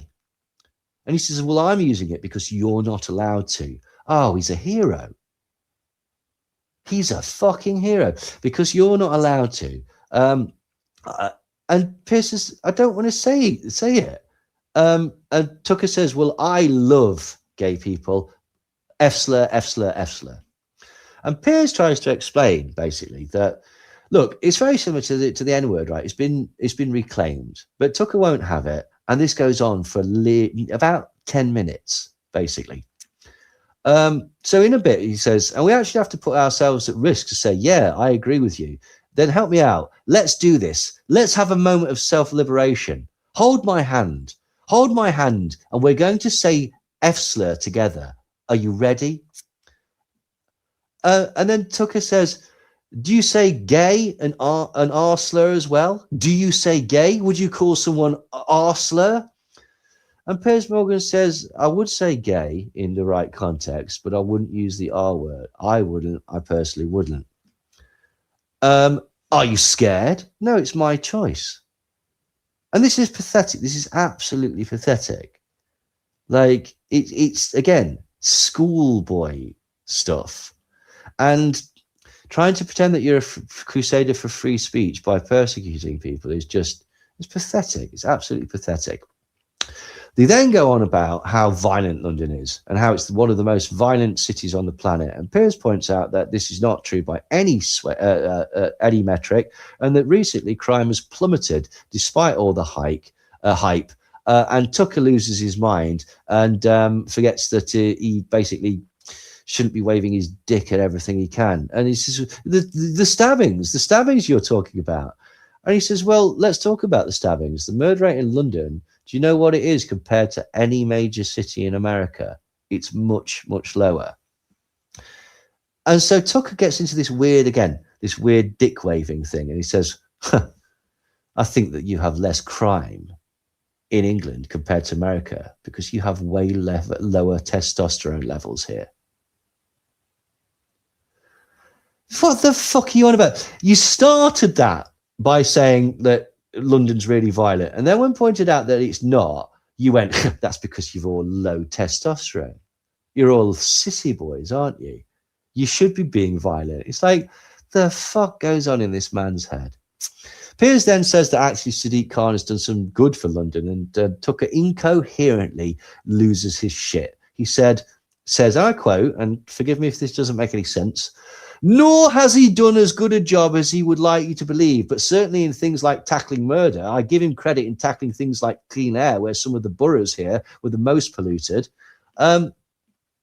Tucker says, you have no factories. You don't make anything. All you do is banking. How could they be dirty air? What are you even talking about? There's no manufacturing. You lost motion. You lost aerospace. You lost everything. Steel. It's been clean air because all the people of England are idle. All you do is deliver food to people who work in banks. It's like, this is weird. This is really weird. This is like two idiots trying to outdo one another. And he says, basically, there's more traffic now in London than there was even 4 years ago. And he says, yeah. Tucker says, yeah, tourism. And it's like, what are you even arguing at this point? What are you arguing? So anyway, basically, Piers points out, so my borough, Chelsea, 1 in 12 people, there was a big study, 1 in 12 people were dying from pollution-related illnesses. I had a lot of issues which I thought were allergy issues. Eventually, I was told, this is what you should do. Check your air quality app every morning. And when it's really high, don't go out, shut the windows, get air purifiers in your house. I did both. And guess what? I've had no problem since. It wasn't allergies. And Tucker says, well, that's amazing. And all it cost was the total destruction of your economy. And it's like, what? What the hell are you talking about? Piers says, no, the economy is not being destroyed. We're one of the biggest economies in the world. And then, can you believe what Tucker segues into? It's been burgeoning. It's been bubbling away under the surface. He basically descends into, for some reason, trying to justify having the occasional gay dalliance. Tucker says, whatever they're doing, they're certainly encouraging, they're aggressively encouraging homosexuality, but use the F slur and you go to jail. No, what is that? If you want to know who's in charge, find out who you can't criticize. And now you can't use the word F slur. What does that tell you? And Piers says nothing, because no one's aggressively encouraging jail for using that word. And Tucker says, ooh, a naughty word about gays. Oh, they're not encouraging it. Why do you think that is? And Piers just says, look, what is it that you think's wrong with homosexuality? And Tucker says, well, if you encourage it and the rate goes up, fewer people have kids. I don't know. Did you even do biology at school, Piers? And Piers says, well, no, actually. And he says, so just to be clear, the rate drops. And Piers says, what, because gay people don't have kids? And Tucker says, yeah, that's the point I'm making. So if all of a sudden you have more people being gay, which you do, and he says, no, you don't. And he says, do you have the internet? And it's interesting that, because what I think he's trying to say is that I've been on the internet, I've noticed lots of more gay people. But we must remember that Tucker is firmly of the belief that mentioning gays, being around gays, or even watching heterosexual porn could send you dangerously gay. And then he struggles with this. And he's saying, I'm not saying they're pretending. I'm saying that you've got way more. And Piers Morgan says, sorry, you're saying that people are making up being gay? He says, no, I don't think they're making up. So he says, what's your point? And this is where Tucker comes in and says, I think that you can be moved in that direction through a combination of propaganda and pornography. Oh, Tucker, honey, come on. Anyway, so Piers Morgan says, oh, come on, that's not true. And Tucker Carlson says, and I think he checks himself with this rather telling sentence that he cut short. Oh, no? Well, then how do you explain? And then he cuts himself short. And Piers Morgan, picking up on this, says, well, hang on, Tucker, are you saying, is there anything that would make you gay? And Tucker says, whoa, hold on. And Piers says, could I make you gay? And at this point, Tucker realizes he's buggered himself, if you'll excuse the expression, and says, well, how hard do you want to try? And he says, Tucker goes on to say, well, I want you to explain the twofold or threefold increase in self-identified homosexuals in the United States in recent years. And we've discussed this before. This is the same argument they use for Peter Buttigieg. And Piers says, well, it's because he used to be repressed. It used to be illegal. Till the mid-60s, you literally went to jail for being gay. And Tucker won't have this. He says, if you have more people, if you have more gays, do you have fewer children? And Piers says, we don't have more gays. He says, we've got way more gays. He says, no, we have more people who are not afraid to say that they're gay. And Tucker says, so you're saying that they're letting their freak flag fly? And Piers just goes, no, they're just gay, Tucker. They just previously had not been able to admit it. And Tucker bizarrely says, and this is, he really wants to know this for reasons. Okay, but as a talk show host, you're not going to get me off my path, and my path leads to this question. Piers, how do people become gay, and why do people become gay? And if I was desperately suspicious, the way that he's framed that, and from what we've been seeing, that looks like Tucker Carlson, like looking for a solution. It's not a question in good faith. Piers says people don't become gay. And Tucker says, what? So they're born gay? How on earth would that work? And Piers says, yes, of course they're born gay. They have a sexual attraction. And Tucker says, no. That's just the manifestation. That's the symptoms. They're the symptoms. The symptoms of my, and then Piers cuts him off by saying, they're born gay. But it's interesting that he cut him off at that point. They're born gay. So that means that you may not want to like that, but that just means, and Tucker says, no, I'm just asking how it works. What? And this is what we discussed previously. So there's a gay gene, is there? And he says, look, Piers says, look, you've worked with lots of gay people. Like there's a gay,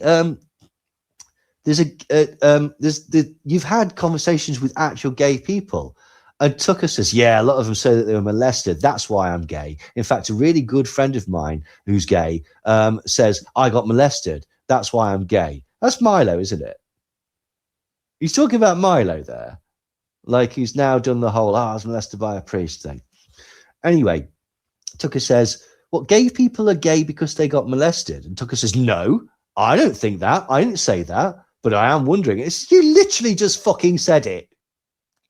I don't know the answer, but I was. And then again, Piers cuts him off.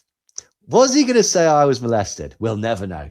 I would say that people are gay because they're attracted to members of their own sex. That's what Piers says. And Tucker says, no, that's not it. It's just a manifestation. Like, let's do science for 30 seconds. Of course, you're right. That's the definition of gay, if I'm attracted to someone of my sex. But do you believe that, Piers? Do you believe that? Do you believe that people are only attracted, are gay purely because they're attracted to their own sex? And Piers Morgan says yes. And so very clearly what he's been trying to do then is get him to say, oh yeah, you can be driven gay by all sorts of things, which, you know, leads me to believe that Tucker Carlson is struggling with thoughts that he might be gay and doesn't want to think that this is a natural thing. He thinks that it's like a sort of, I don't know, like an illness or like something that, like a habit or something that you can drop, that it manifests because of perfectly explainable things outside the possibility that you just fancy guys, and that it can be cured or, you know, mitigated in some way. And again, that all to me speaks of somebody that's really, really struggling. Now, I know it would be somewhat of a stereotype, but like, Has Tucker Carlson got a bit of a reputation for being a homophobe? Oh, yes, he has. So this is from GLAAD, the GLAAD. The college that Tucker Carlson attended confirms the authenticity of Carlson's 1991 college yearbook entry, saying that he was a member of the Jesse Helms Foundation and the Dan White Society. Dan White was the man who murdered the gay civil rights pioneer Harvey Milk in 1978. And Jesse Helms was one of the most active anti-LGBTQ senators in US history, who said that AIDS resulted from unnatural and disgusting homosexual behavior. So the Jesse Helms Society, so the Dan White Society, is a bit like, what was his fucking name? It was the nail bomb. Was it David Coleman or whatever? Like, or who's that fucking guy that went into the church in Charleston? Dylan Roof. It'd be like that. It'd be like joining the Dylan Roof organization. This is a celebration of somebody that's murdered somebody purely for what they are as a human being. He also hosted guests on his show on Fox and various other things. He falsely suggested that medical care for trans youth allows people to basically molest and abuse children. Carlson agreed, then falsely claimed that trans youth undergo genital mutilation and chemical castration. Now, gender-affirming medical care is neither mutilation nor castration. He's also made multiple false claims about gender-affirming care in an interview with Arkansas Governor Asa Hutchinson, who vetoed a bill that bans such care. The legislation overrode the veto to pass the ban into law. With respect, Carlson said, it doesn't sound like you've studied it very deeply. I mean, this is an emerging field. There's not a lot of research, but the research that exists suggests that the depression and the urge to self-harm and suicide is a component. It's a side effect of taking these hormones. Hutchinson met with transgender Arkansans who directly experienced and personally explained gender-affirming care and the importance of it. Hutchinson had read and interpreted the state's bill as a vast government overreach into private healthcare decisions. See, gender-affirming care is not an emerging field in need of more research to study safety and efficacy. The study Carlson cited was about puberty blockers, which have been used safely for decades. And they aren't hormone therapies. They don't use hormones. A 2020 study of puberty blocker usage found that they improve mental health outcomes, opposite of what Carlson inferred. Every major professional medical association has come out in support of gender-affirming care and against the bills that Carlson supports that aim to eliminate it. He's also hosted the author of a book claiming hate crimes are hoaxes, who claim more women are now changing gender. There's just simply no evidence to support this claim. He's described transgender children as grotesque and insisted without evidence that a nationwide epidemic in which parents force their children to transition. Audio clips from past radio appearances and recent interviews show Carlson repeatedly using homophobic slurs. When challenged, he's defended his use of such words as free speech. Carlson was a prominent promoter of the false narrative that LGBTQ plus people are grooming children, and he frequently hosts figures like Chaya Raichik of Lives of TikTok and the head of Gays Against Groomers to discuss these claims. He frequently targeted Transportation Secretary Pete Buttigieg, often referring to him as that fake gay guy. Other targets include drag artists and medical professionals.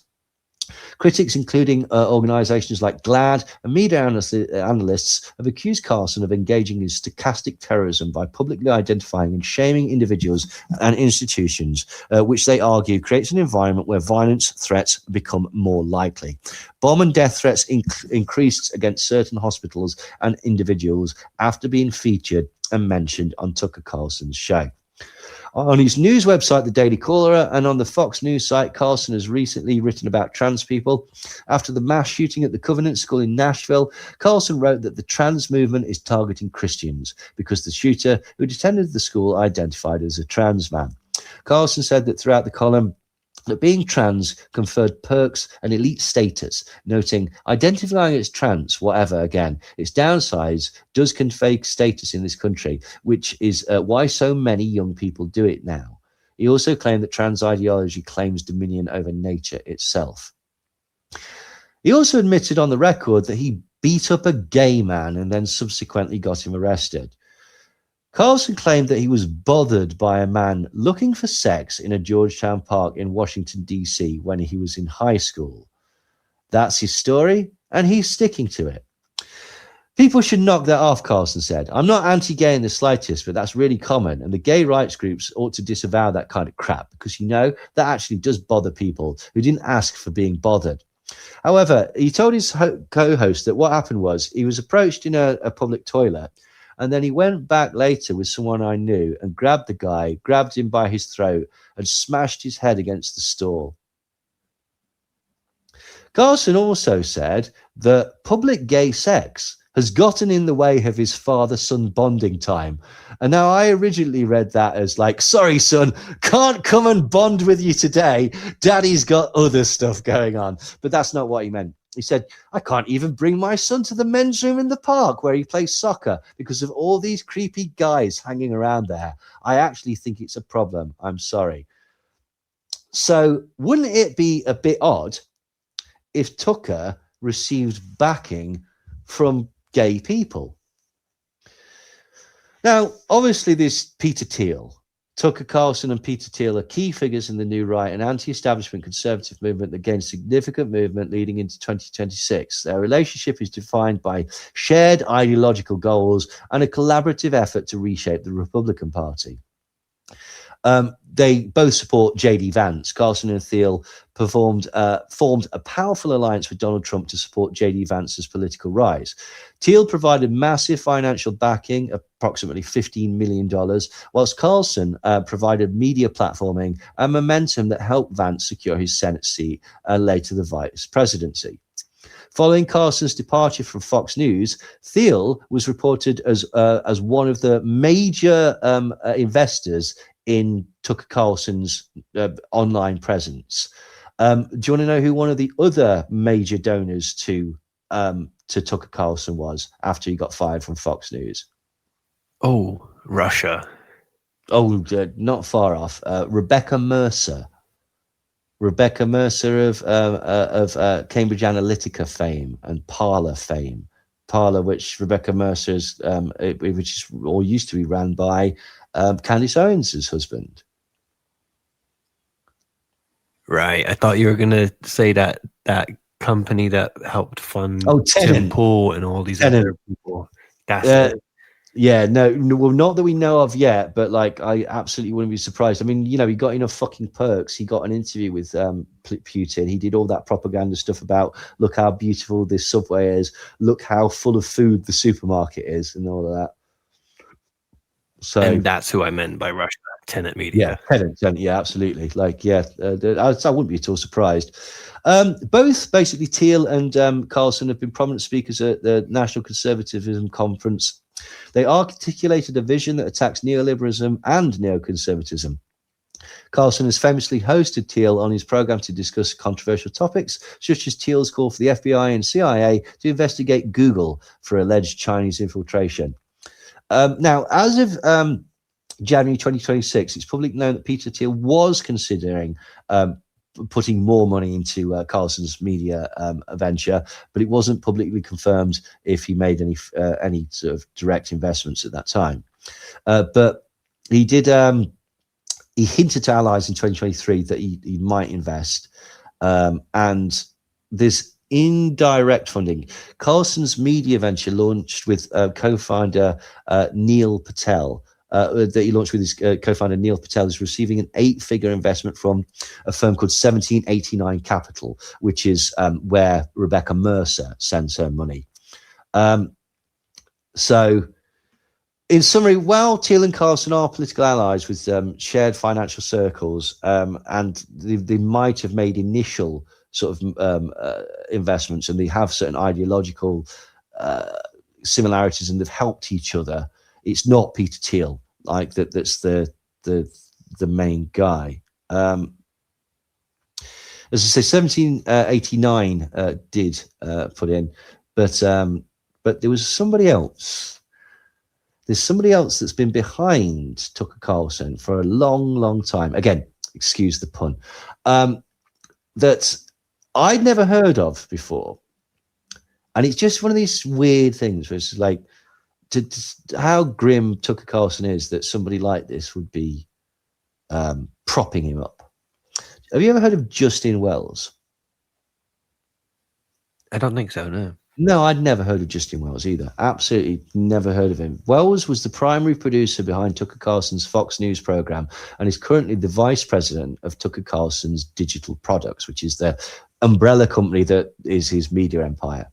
He's widely credited with shaping the show's editorial direction, right? So Fox News and Tucker Carlson's current thing, okay, which critics have routinely argued attacks LGBTQ plus rights and identities and is hateful of trans people. Investigations into Wells' background reveal that he's an openly gay man who's been married to his husband for nearly a decade. And this led to intense criticism from the LGBTQ community and advocates and journalists who labelled his work as dangerous and self-loathing for promoting rhetoric that they believe fuels hatred against his own community. Justin Wells is a high-profile media producer and a longtime close collaborator of Tucker Carlson. He was the senior executive producer of Tucker Carlson Tonight, which was the most watched show in cable news history. And on that show, he encouraged Tucker Carlson to be homophobic. He also served as vice president of Tucker Carlson's Digital Products. Wells was fired by Fox News on the same day as Carlson in April 2023, following the $787.5 million settlement that they had to make with Dominion Voting Systems. Now, as of 2026, Wells leads his own independent production company and he's departed his full-time role at Carlson's stand-up. But he remains a senior advisor to Tucker Carlson under a multi-year consulting contract, continuing to oversee major programming and strategizing for Carlson's digital media properties. And this was reported in Advocate, which is a LGBT community magazine. A gay man is one of the forces behind Fox News' channels Tucker Carlson and his poisonous anti-LGBTQ rhetoric. Justin Wells runs the entire Tucker Carlson operation and is responsible for imprinting the Tucker Carlson brand, which is all about emboldening white heterosexual male grievance, furthering the racist conspiracy of replacement theory, and pushing an increasingly virulent anti-LGBTQ agenda. Michelangelo Signori wrote this week in his Substack column, The Signori Report. Wells is a senior executive director of and producer of Tucker Carlson Tonight and holds the title of vice president of Tucker Carlson Digital Products. Carlson has a well-documented history of homophobia and transphobia, as well as racism and sexism. Signori provided a few recent examples. On his first show after the November 19 mass shooting at Club Q in Colorado Springs, Carlson offered a perfunctory condemnation of the violence, then went back into some of his usual tropes, condemning drag queen story hours and alleging that transgender minors undergo genital mutilation. The next night, he hosted Jamie Michelle of Gays Against Groomer, who blamed the victims of the Club Clue shooting. They blamed the victims. He said that it was their fault they got shot because they were gay. Mitchell said that the tragedy was expected and predictable and that violence against gay people won't stop until we end this evil agenda that is attacking children. Wells did not offer any comment to Signori, but others said that his power at Tucker Carlson Tonight is clear. It's unlikely that any narrative would get broadcast by Tucker without significant buy-in from Justin. Media Matters president and CEO Angela Caruso told Signori. Wells has even appeared on the show himself and touted the support he and the team receive from Fox News executives. So again, it's just another layer of fakery, right? You've got a gay man telling Tucker Carlson to go down the homophobic route because it will get clicks.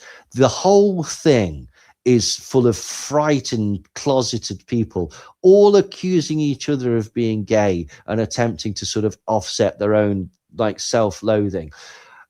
It's pitched as populist. It's pitched as being of the people, as being concerned with free speech, as being concerned with, the working guy and, just normal everyday people. And it's not. It's backed by Thiel and Mercer and the Koch brothers and Americans for Prosperity. And it's so fake. It's so bullshit. All these people, none of them, I'm not going to say that they don't believe what they say, but they're so malleable in what they believe. It's real 1984 shit. Like it's properly, ignore everything that your eyes and ears tell you. It's their final and most essential command. There's no there's no continuity, there's no integrity, there's no principles, there's nothing. There's just hate, and a rabid need for attention. It's just farming outrage, really, isn't it? That's exactly what it is. It's just farming outrage. And again, I don't think any of them believe it. I don't think they care. But again, it shows like the elite, these people, like, you know why they don't care? Because they're the elite. They don't have to answer to normal people. They don't have to mix with normal people. They don't have to like be called out on their bullshit. They'll never be called out on their bullshit. And they're propped up by the same people, the same audience that they're lying to is the reason that they're able to continue to exist. It's a con. It's such an obvious con. Meh.